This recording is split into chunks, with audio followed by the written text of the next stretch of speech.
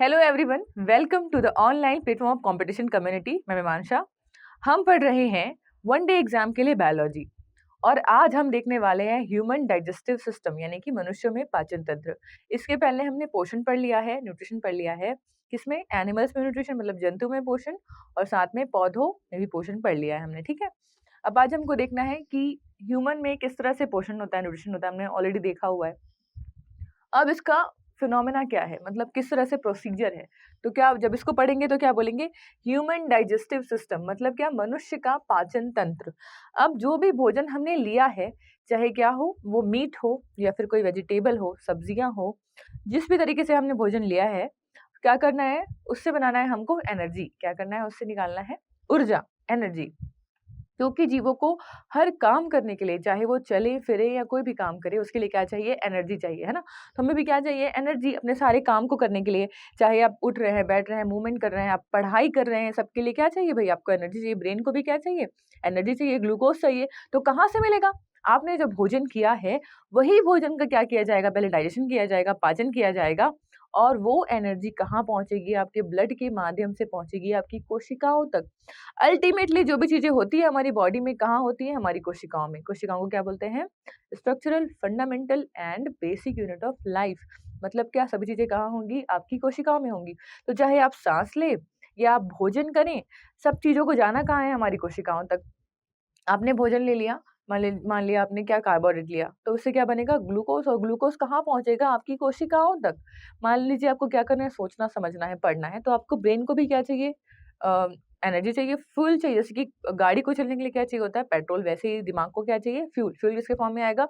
Glucose के form में, भोजन के फॉर्म में, एनर्जी के फॉर्म में। ठीक है, तो ये जो ब्लड है, ब्लड कहाँ तक जाएगा? आपके ब्रेन की कोशिकाओं तक जाएगा, न्यूरॉन्स तक जाएगा। वहां पर क्या देगा? वो एनर्जी देगा, ग्लूकोज देगा। जो भोजन हमने क्या किया? डाइजेस्ट कर लिया है, पाचन कर लिया है, जिसका कहाँ तक पहुंचेंगे? आपके मस्तिष्क तक पहुंचेंगे। वहां पर आपकी कोशिकाओं में क्या होता है? माइटोकॉन्ड्रिया, मैंने पढ़ा है ना। माइटोकॉन्ड्रिया को क्या बोलते हैं? पावर हाउस ऑफ सेल, यानी क्या? ऊर्जा गृह, कोशिकाओं का ऊर्जा गृह। अब वहां पे क्या बनाएंगे? ये बनाएंगे एनर्जी, एटीपी बनाएंगे। और एटीपी से आपके न्यूरॉन्स काम करेंगे, आपका दिमाग काम करेगा, है ना। तो हम ये क्यों कर रहे हैं? क्या चाहिए हमको? एनर्जी चाहिए। और इसके लिए आगे देखेंगे हम क्या क्या पार्ट और क्या क्या चीजें रिस्पॉन्सिबल हैं। ठीक है, तो देखो, मनुष्य का जो पाचन तंत्र है, हम जानते हैं ये क्या है? हमारा एलिमेंट्री कैनाल। क्या है? Alimentary canal. क्या बोलते हैं इसको? आहार नाल। तो जो मनुष्य का पाचन तंत्र है, ये सभी अलग अलग जो अवयव है, कंपोनेंट है हमारी बॉडी के आहार नाल के, इसके द्वारा ही संपन्न होता है। डाइजेशन क्या है? एक फिनोमेना है, एक प्रोसेस है। क्या बोलते हैं इसको? Physio chemical biological process. Biological क्यों है? क्योंकि कहाँ हो रहा है? ये एक जीव के अंदर हो रहा है, जैविक प्रक्रिया है। ठीक है, दूसरा क्या है? Chemical reaction. इसमें एंजाइम्स भाग लेंगे, चीजें टूटेंगी, बनेंगी, है ना। जैसे प्रोटीन से क्या बनेगा? अमीनो अम्ल। तो मतलब क्या हो रहा है? टूट रहा है, ब्रेक डाउन हो रहा है, तो क्या? केमिकल भी है। फिजिकल मतलब क्या? आपके मुंह में दांत है, क्या कर रहे हैं? वो काट रहे हैं, तोड़ रहे हैं, तो क्या है? ये भौतिक प्रक्रिया है। तो क्या है? भौतिक, रासायनिक और जैविक प्रक्रिया है। क्या? डाइजेशन। ठीक है, यानी क्या? पाचन। अब होता कैसे है? तो देखो, पाचन शुरू होता है कहाँ से? हमारे माउथ से। कहाँ से? हमारे माउथ से। जैसे ये है ना, ये एक डायग्राम है, अगर हम देखें तो ये क्या है?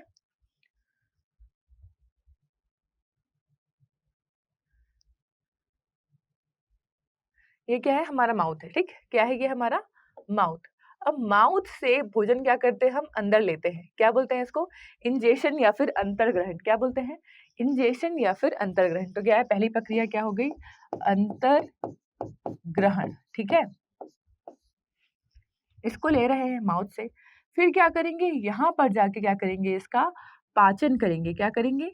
पाचन। पाचन यानी क्या हो गया? डाइजेशन। ठीक है, फिर तीसरा क्या करते हैं इसका? जब पाचन हो गया, फिर क्या करते हैं? इसका हाथों में अवशोषण करते हैं। क्या करते हैं? अवशोषण या फिर एब्जॉर्प्शन। ठीक है, अवशोषण किए।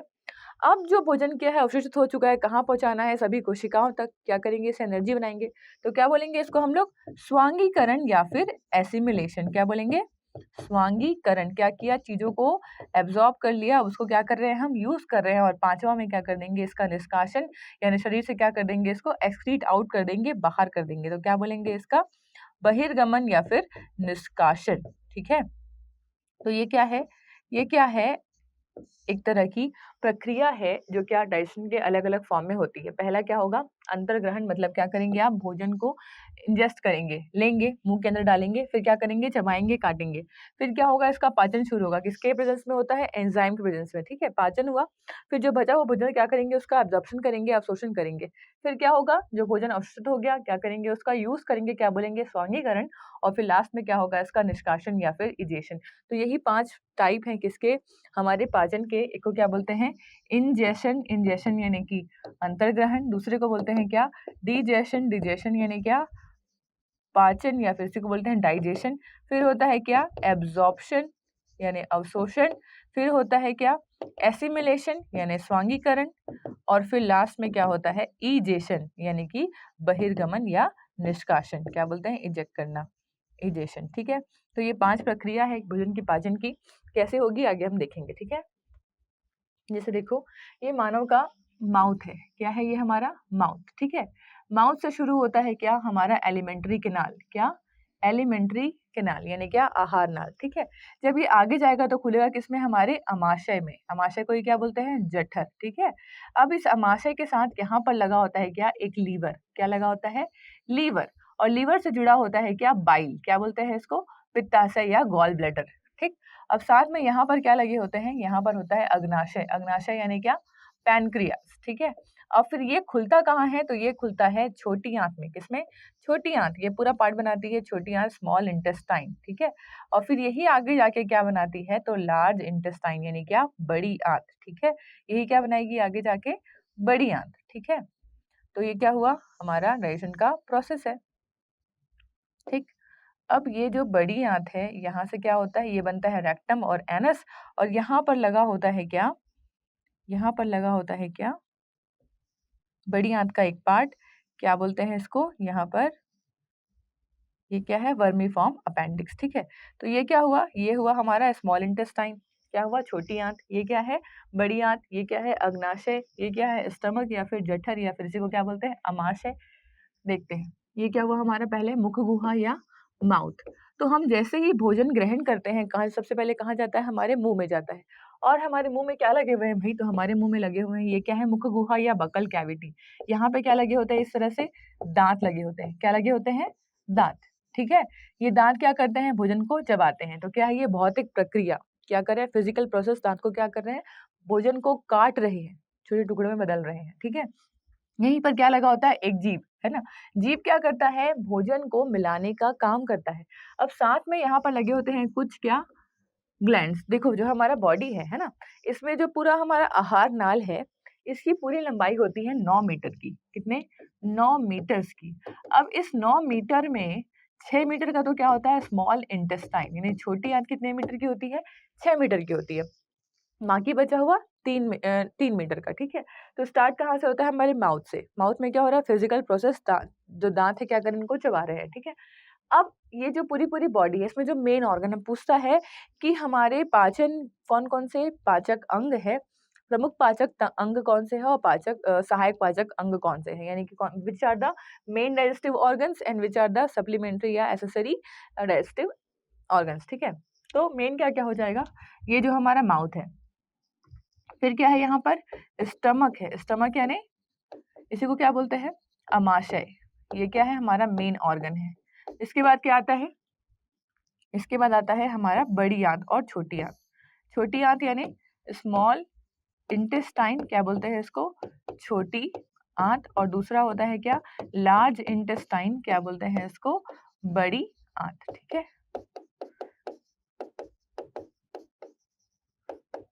तो इस तरह से क्या हुए, मेन पार्ट हुए, ये क्या है, प्रमुख अंग है, ठीक है। इसके बाद कुछ सहायक होती हैं। अब कौन-कौन सी हैं, जो क्या करेंगी, खुद भाग नहीं लेंगी, बल्कि अपने रस को यहाँ पर क्या करेंगी, देंगी। क्या होते हैं, इसी को बोलते हैं डाइजेस्टिव जूस, क्या है, पाचक रस। अब कौन-कौन सा है, तो एक है यहाँ पर क्या, ये लार ग्रंथियाँ, क्या, सलाइवरी ग्लैंड्स, क्या, सलाइवरी ग्लैंड्स, या फिर इन्हीं को बोलते हैं हम क्या, लार ग्रंथियाँ, ठीक है। ये बकल कैविटी है, माउथ में क्या है, बकल कैविटी यानी क्या, मुख गुहा, ठीक है। यहाँ पर क्या होता है, ऐसा टंग होता है, टंग यानी जीभ, ठीक। अब ये जीभ क्या करता है, पाचक रस है यहाँ पर, मतलब क्या है, लार जो निकल रहा है, सलाइवा का सिक्रेशन हो रहा है, इसको क्या करेंगे, भोजन के साथ मिलाएंगे और टुकड़े में बदलेंगे। ठीक है, यहाँ पे पाया जाता है एक एंजाइम, क्या बोलते हैं उसको, अमाइलेज। क्या बोलते हैं, अमाइलेज। क्या, अमाइलेज। ये जो अमाइलेज एंजाइम है ये मुंह में ही भोजन का पाचन करना शुरू कर देता है। क्या बोलते हैं, सलाइवरी अमाइलेज। सलाइवरी अमाइलेज क्या करता है, कार्बोहाइड्रेट्स का पाचन करता है, यानी जो भी हमने शर्करा खाया कौन बदलेगा इसको, अमाइलेज। तो मुंह में क्या है, सलाइवरी अमाइलेज है, जो कहाँ से निकल रहा है, लार से। जैसे ही आप आलू खाते हैं, चावल खाते हैं, तो क्या लगने लगता है आपको, मीठा मीठा, मतलब क्या, तुरंत क्या कर रहा है, ब्रेक डाउन कर रहा है और क्या बना दे रहा है इससे, ग्लूकोज। तो लगभग 30% जो हमारा ग्लूकोज है कहाँ डाइजेस्ट हो जाता है, हमारे माउथ में। ठीक है, सबसे पहले कहाँ होता है पाचन, तो होता है हमारे मुंह में या फिर हमारे मुख गुहा में, बकल कैविटी में। ठीक है, क्या है यहाँ पर, लार। लार में क्या है, अमाइलेज एंजाइम है, अमाइलेज एंजाइम। ठीक है, ये हुआ। अब ये कहाँ जाएगा, तो ये जाएगा, ये एक पार्ट है, ये क्या है, ईसोफेगस। क्या बोलते हैं इसको, ईसोफेगस या फिर क्या, ग्रास नली। अब ये क्या करती है, जो भोजन है इसको लेके कहाँ पहुंचाना है इसको, आमाशय तक, स्टमक तक। तो ये जो पाइपलाइन है क्या कहलाया, यही ग्रास नली। अब ये जो पाइपलाइन है इसमें लगे होते हैं कुछ ऐसी कोशिकाएं जो क्या करती हैं, पैरास्टालसिस मूवमेंट करती हैं। यहाँ पर कोई भी पाचक रस नहीं निकलता और ना ही कोई यहाँ पर ग्रंथि है जो पाचक रस का स्रावन करती है। सिर्फ यहाँ पर ऐसे क्या पाए जाएंगे, कोशिकाएं पाई जाएंगी, सेल्स पाए जाएंगे जो क्या करते हैं, पेरिस्टालसिस मूवमेंट। क्या बोलते हैं इसको, क्रमाकुंचन गति। मतलब क्या, एक बार संकुचित होना, फिर रिलैक्स होना, फिर संकुचित होना, फिर रिलैक्स, जिससे क्या होता है, भोजन मुंह से कहाँ पहुंचता है, इस अमाशय यानी कि हमारे जठर में, यानी हमारे स्टमक में। अब ये स्टमक के अंदर क्या भरा हुआ है भाई, HCl। क्या है, गैस्ट्रिक ग्लैंड है। गैस्ट्रिक ग्लैंड क्या करती हैं, HCl यानी कि हाइड्रोक्लोरिक अम्ल का स्रावन करती है। तो यहाँ क्या भरा है, हाइड्रोक्लोरिक एसिड भरा है, HCl भरा है, जिसका pH कितना है, 1.5 से 1.8, मतलब बहुत ही ज्यादा क्या है, ये अम्लीय है। हम जानते हैं जैसे ही हम एसिड को हमारी बॉडी में डालेंगे क्या होता है, हमारा बॉडी जल जाता है। जहां पर भी आप एसिड का छिड़काव करते हैं वो चीज क्या होती है, जल जाती है। लेकिन हमारा ये स्टमक इतना इतना कम पीएच है फिर भी क्यों नहीं जलता, क्योंकि यहाँ पर क्या है, म्यूकस यानी कि श्लेष्मा ग्रंथियों से निकली हुई क्या है, कुछ ऐसी कोशिकाएं हैं जो लगातार म्यूकस या श्लेष्म का स्रावन करती रहती हैं। और ये जो अमाशय का जो बॉर्डर है, यानी कि जो अमाशय की भित्ति है, इसको क्या करती है, जलने से बचाती है। ठीक है, जलने से बचाती है। और क्या करती है, ये एक क्या बनाती है, कवरिंग बनाती है, जिससे क्या हो कि जो भी पदार्थ आए यहाँ पर वो डाइजेस्ट हो जाए। तो देखो, अगर अम्ल है तो अम्ल क्या करेगा भाई, विघटन करेगा, ब्रेक डाउन करेगा। तो बड़ा बड़ा फूड मटेरियल जो क्या अगर दांत से चबा के छोटा ऑलरेडी हो चुका है, उसको लेके आ रहे हैं, कहाँ पहुंचा दिए, इस स्टमक में। जैसे ये स्टमक में आया, अब इसमें क्या मिल गया, ये पाचक रस। ठीक है, साथ में यहाँ पर क्या होते हैं, पेप्सिन। क्या होते हैं, पेप्सिनोजन। पेप्सिनोजन होते हैं जो कि HCl के कांटेक्ट में आते ही बदल जाते हैं किसमें, पेप्सिन में। अब पेप्सिन क्या है, एक ऐसा एंजाइम है जो कि प्रोटीन का पाचन करता है। क्या है, पेप्सिन वो एंजाइम है जो प्रोटीन का पाचन करता है। साथ में पाए जाते हैं क्या, रेनिन। रेनिन क्या है, रेनिन ऐसे एंजाइम है जो कि दूध के प्रोटीन का पाचन करते हैं, है ना। क्या है, दूध में जो प्रोटीन होता है उसका पाचन कौन करते हैं, रेनिन। तो क्या निकलेंगे, पेप्सिन और रेनिन। और यहाँ पर क्या निकला था, एमाइलेज। कहाँ, हमारे मुंह में। ये भी आपको याद रखना है कि कहाँ पर से कौन सा डाइजेस्टिव एंजाइम निकलता है। कहाँ पहुंचे ये, जठर रस। यहाँ पे क्या हो गया, एक्टिव। अब क्या करेंगे, यहाँ पर प्रोटीन का पाचन करेंगे और चीजों को क्या करेंगे, तोड़ देंगे, क्या बना देंगे उसका, काइम। अब जब ये चीजें क्या यहाँ पर क्या बनती हैं, क्या बनने कहलाती हैं, ये इसको कहते हैं हम काइम। मतलब जो भोजन यहाँ पर जहां तक पचा हुआ है, अब कहाँ जाएगा ये, छोटी आंत में। तो जब ये कहाँ से निकलता है, अमाशय से, तो क्या कहलाता है ये, काइम। क्या कहलाता है, काइम। पूछेगा आपसे क्वेश्चन तो क्या बताना है आपको, काइम। काइम कहाँ से बनता है, तो हमारे अमाशय से बनता है। ठीक है, अब देखो ये क्या है, ये है हमारा पेनक्रियास। पेनक्रियास मतलब अग्नाशय। अग्नाशय भी बहुत सारी चीजों को क्या करता है, निकालता है, स्रावित करता है। वैसे ही जो लीवर है, लीवर मतलब क्या, लीवर को क्या बोलते हैं, बोलते हैं क्या, जिगर। जिगर यानी आपका लीवर। तो जिगर का टुकड़ा क्या है भाई, लीवर है। दिल का टुकड़ा नहीं है, क्या है, लीवर का टुकड़ा। ऐसे ही बोलते हैं ना, कलेजा। कलेजा भी क्या है, तो ये लीवर है ना। तो अगर आप किसी को कलेजा बोले या जिगर बोले, मतलब क्या बोल रहे हैं, उसको अपना लीवर बोल रहे हैं। तो लीवर बहुत इंपॉर्टेंट है हमारी बॉडी में, इसलिए तो क्या करते हैं, हम संज्ञा देते हैं लोगों को लीवर का, है ना, दिल का। तो क्या है ये, लीवर। लीवर, ठीक है। अब लीवर क्या करता है, लीवर को ही क्या बोलते हैं हम हिंदी में, यकृत। क्या बोलते हैं, यकृत। और इसकी एक विशेष कोशिकाएं होती है, क्या बोलते हैं उसको, हिपैटोसाइट्स। जहां पर हिपैटिक टर्म यूज होगा, किसके लिए यूज होगा, लीवर के लिए, यकृत के लिए। और हिपैटोसाइट्स यानी कि यकृत की कोशिकाएं। तो यहाँ पर क्या है, यकृत की कोशिकाएं हैं। अब ये क्या करती है, बाइल का सिक्रीशन।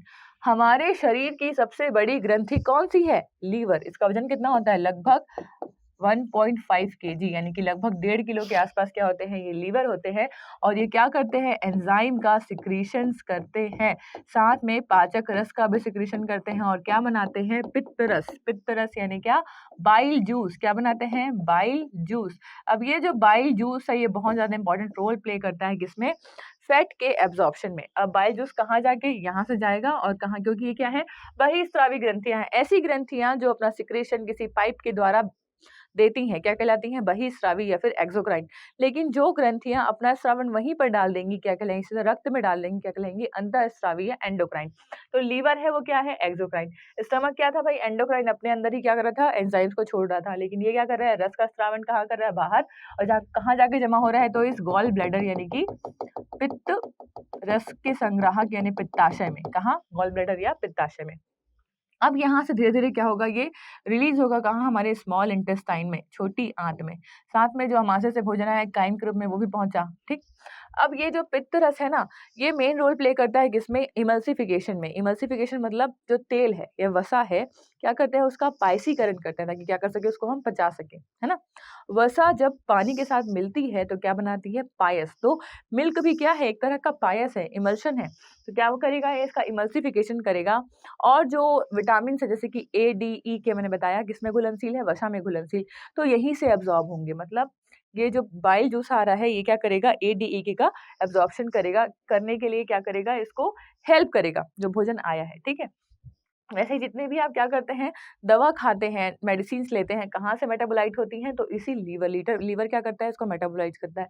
इसके अलावा लीवर का एक और काम है, ग्लाइकोजन बनाना। जो भी चीजें आ रही है, क्या कर रहा है, उसका क्या बना रहा है, स्टोर कर रहा है ग्लाइकोजन के फॉर्म में, ठीक है। तो लीवर क्या है, सबसे बड़ी ग्रंथि है। कैसी ग्रंथि, बाह्य स्रावी, अंतःस्रावी नहीं है, बहिर्स्रावी ग्रंथि है, ठीक है। इसके बाद क्या आएगा, अग्नाशय। अग्नाशय यानी कि पैनक्रियास। तो पैनक्रियास किस तरह की ग्रंथि है, तो पैनक्रियास बाह्य स्रावी भी है और अंतःस्रावी, यानी कि एंडोक्राइन भी है और एक्सोक्राइन भी। इसलिए क्या बोलते हैं इसको, मिक्स्ड ग्रैंड। तो आपसे पूछेगा, आपके शरीर में सबसे बड़ी ग्रंथि कौन सी है, तो क्या हो गया, लीवर। दूसरी सबसे बड़ी ग्रंथि कौन सी है, तो अग्नाशय। और मिश्रित ग्रंथि किसे कहते हैं, तो अग्नाशय, क्योंकि ये अपना कुछ सिक्रीशन कहाँ करती है, सीधे ब्लड में करती है, और कुछ देती है कहाँ, इस स्मॉल इंटेस्टाइन भोजन के पाचन के लिए, ठीक है। तो क्या हो गई, ये एक्सोक्राइन भी हो गई और एंडोक्राइन भी, ठीक है। देखना आप कैसे होगा, ये क्या है, एक्सो भी है और क्या है, एंडो भी। एक्सो मतलब बाहर भी देती है, और क्या, एंडो मतलब अंदर भी अपना स्रावन करती है। जब ये एक्सोक्राइन सिक्रीशन करेगी तो क्या देगी, पाचक रस। कौन कौन से भाई, पेप्सिन, है ना, और क्या, ट्रिप्सिन, और क्या, काइमोट्रिप्सिन, और क्या, एमाइलेज। मतलब प्रोटीन के पाचन के लिए, वसा के पाचन के लिए, और ग्लूकोज के पाचन, मतलब कार्बन के पाचन, सबके लिए क्या करेगी, ये एंजाइम्स देगी। तो क्या बोलते हैं, ये पूर्ण पाचक रस का स्रावन करती है, कौन, यही अग्नाशय। अग्नाशय मतलब क्या, अग्नाशय को क्या बोलते हैं हम, पैनक्रियास। तो ये क्या करती है, पूर्ण पोचक पाचक रस का स्रावन करती है, किसमें, छोटी आंत में।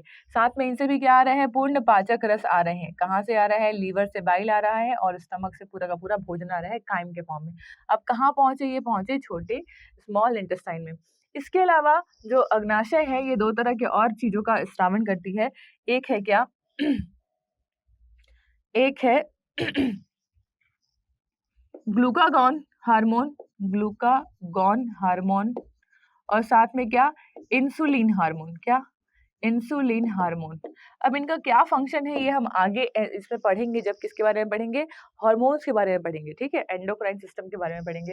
तो क्या करिए, एंजाइम का सिक्रेशन तो कर रही है, पाचक रस का सिक्रेशन तो कर रही है, साथ में कुछ एंजाइम का भी सिक्रेशन हार्मोन्स का भी सिक्रेशन करती है, कौन, यही क्या, पैनक्रियाज यानी अग्नाशय। इसलिए क्या बोलते हैं इसको हम, मिश्रित ग्रंथि, यानी कि क्या है, ये एंडोक्राइन भी है, साथ में एक्सोक्राइन भी है, ठीक है। अब सब कुछ कहाँ आया, छोटी आंत में आया, ठीक है, समझते जाना। छोटी आंत को क्या बोलते हैं हम, मुख्य अंग है किसका, पाचन का और अवशोषण का। Small intestine is the main, जो है main place for absorption and digestion, है ना। तो देखो क्या होगा फिर। ये सबसे निकला, क्या निकला? गॉल ब्लैडर से मैंने बताया है आपको। एसिडिक एंजाइम, पैनक्रियाज से क्या निकला? कुछ एंजाइम्स निकले, हार्मोन्स निकले, जैसी बाइल से आ रहा है, बाइल जूस, सब कहाँ जा रहा है? छोटी आंत में। अब छोटी आंत क्या है? ये दिख रहा है आपको? ये है छोटी आंत। सब कहाँ पहुंच रहा है? इस छोटी आंत में। अब यहाँ पर क्या निकल रहा है? इंटेस्टाइनल जूस भी निकल रहा है। क्या निकलता है? आंत्र रस। क्या निकलता है? आंत्र रस। पहले तो हम देखें सब तरह से क्या निकला है, जूस निकला है, साथ में यहाँ पर से भी निकल रहा है। क्या बोलते हैं इसको? आंत्र रस या फिर इंटेस्टाइनल जूस। इसका नाम क्या है? इसका नाम है सकस एंटेरिकस। क्या नाम है? सकस एंटेरिकस। ये आपको याद रखना है। सकस एंटेरिकस कहाँ से निकलता है? तो कहाँ से निकलता है? छोटी आंत से निकलता है। कहाँ से निकलता है? स्मॉल इंटेस्टाइन से निकलता है। क्या? सकस एंटेरिकस। ठीक है, ये याद रखना है। ये भी क्या है? पूर्ण पाचक रस है जो भोजन का क्या करता है? पाचन करता है। पूर्ण पाचक रस कहाँ से निकलता है? तो सकस एंटेरिकस है, छोटी आंत से निकलता है, साथ में अग्नाशय या पैनक्रियाज से निकलता है। ठीक है, ऑब्जेक्टिव भी कवर होता जा रहा है, कंसेप्ट भी समझते जाइए, साथ में ऑब्जेक्टिव भी सॉल्व करते जाइए। ठीक है, अब ये कहाँ पहुंचा? Small intestine. यहाँ पर क्या है भाई? इस तरह से क्या है, ये इसका दिख रहा है। अगर आप क्रॉस सेक्शन निकालेंगे तो ये क्या दिखेगा आपको? ये पाइपलाइन। किसकी पाइपलाइन है? छोटी आंत की पाइपलाइन।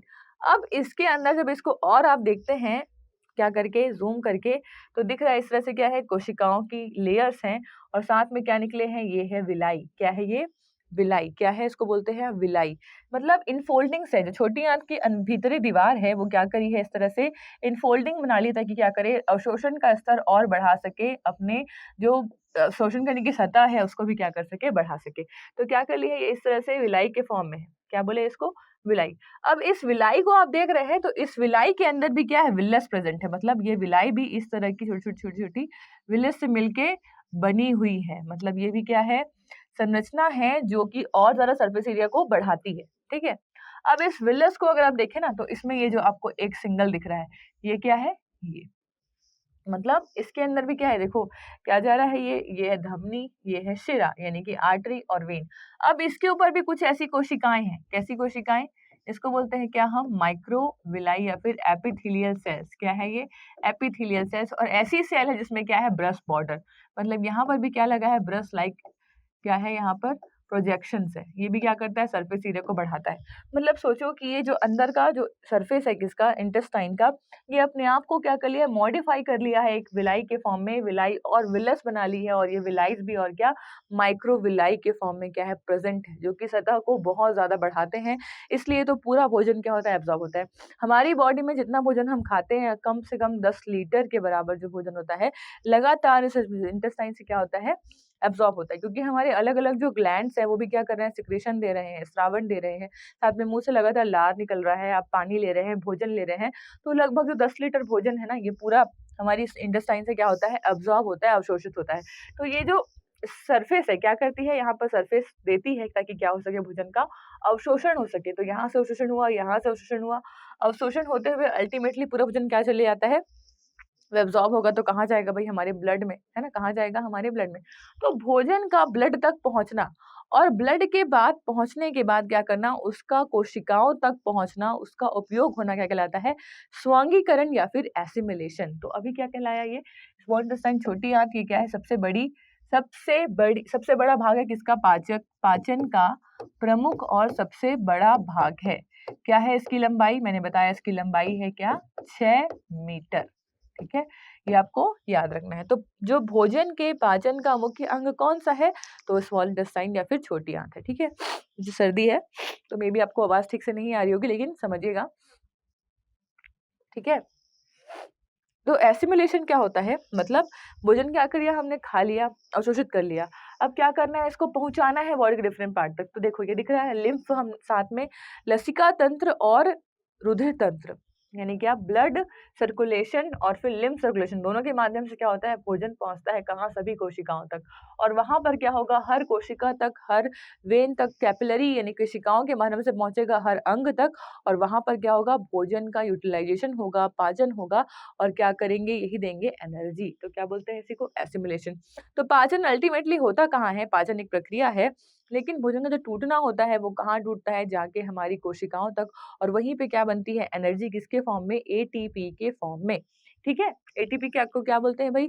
ऊर्जा का क्या कॉइन यानी क्या एनर्जी करेंसी, क्या बोलते हैं इसको, energy currency of the cell.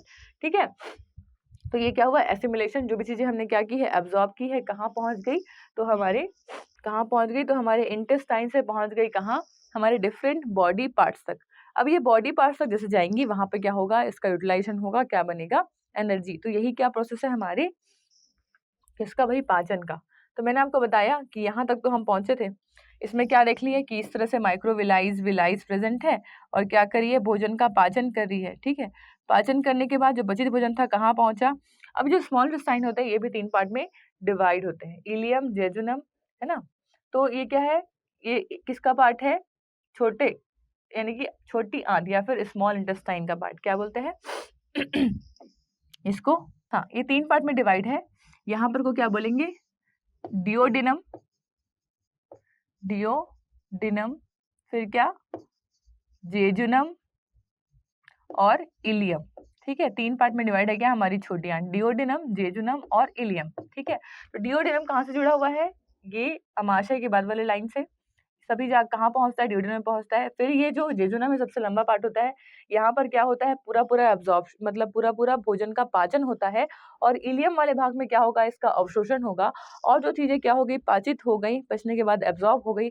अब जो बचा हुआ प्रोडक्ट है, सॉलिड मटेरियल है, कहाँ पहुंचेगा, लार्ज इंटेस्टाइन में यानी कि बड़ी आंत में। बड़ी आंत भी 3 पार्ट में डिवाइडेड है, सीकम, कोलन और रेक्टम। क्या बोलते हैं इसको, सीकम, कोलन और रेक्टम। क्या बोलते हैं, सीकम, कोलन और रेक्टम। ठीक है, तो क्या हुआ ये, सीकम, फिर क्या है, कोलन और क्या है, रेक्टम। तो सीकम के जो सबसे इंटीरियर पार्ट में क्या होता है, ये एक तरह की संरचना होती है, क्या बोलते हैं इसको, वर्मी फॉर्म अपेंडिक्स। अब ये जो वर्मी फॉर्म अपेंडिक्स है ये क्या है, अवशेषी अंग है।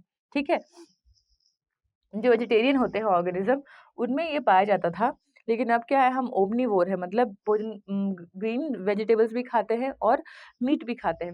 जो ज़्यादा ग्रीन वेजिटेबल्स खाते हैं ना, हरी पत्तेदार सब्जियां, उनमें ये बढ़ने लगता है और नुकीला हो जाता है और जाके ये आपके जो वाइटल ऑर्गन है क्या करता है, इसको पेनिट्रेट करता है, यानी इसको स्टिंग करता है, जिससे क्या होता है, हमको बहुत तेज दर्द होती है। तो क्या करते हैं, अवशेषी अंग है, इसको काट के अलग कर देते हैं। तो क्या है ये, वर्मी फॉर्म अपेंडिक्स।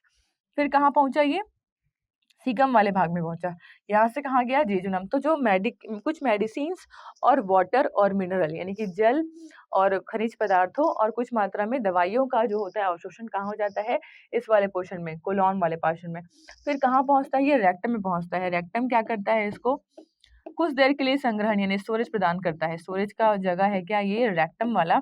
और बाद में जब हमको अर्ज होगा तो क्या होगा, इस एनएच के थ्रू डिफिकेशन हो जाएगा, यानी शरीर से चीजें जो है जो हमारे काम की नहीं है क्या हो जाएंगी, बाहर निकल जाएंगी। क्या बोलते हैं इसको, एक्सक्रीटरी प्रोडक्ट। ठीक है, बाहर निकल गई, ये क्या कहलाएगा, इजेशन। तो 5 तरह के प्रोसेस थे, क्या बोले, सबसे पहले इंजेशन, कहाँ गया, मुंह से गया। फिर क्या हुआ इसका, डाइजेशन। फिर क्या हुआ इसका, एब्जॉर्प्शन। फिर क्या हुआ, एसिमिलेशन। और लास्ट में क्या हुआ, शरीर से बाहर निकल गई। तो क्या बोले, पहले क्या लिए, अंतर्ग्रहण किए, फिर क्या किए, पाचन किए, फिर क्या किए, अवशोषण किए, फिर क्या किए, स्वांगीकरण किए और शरीर से बाद में निष्कासित कर दिए, बाहर निकाल दिए। तो यही क्या है, पूरे पाचन की प्रक्रिया है। ठीक है, तो ह्यूमन में इस तरह से क्या होता है, डाइजेशन होता है। इसके बाद इसके नेक्स्ट प्रोसेस को हम नेक्स्ट क्लास में देखेंगे। ठीक है, थैंक यू।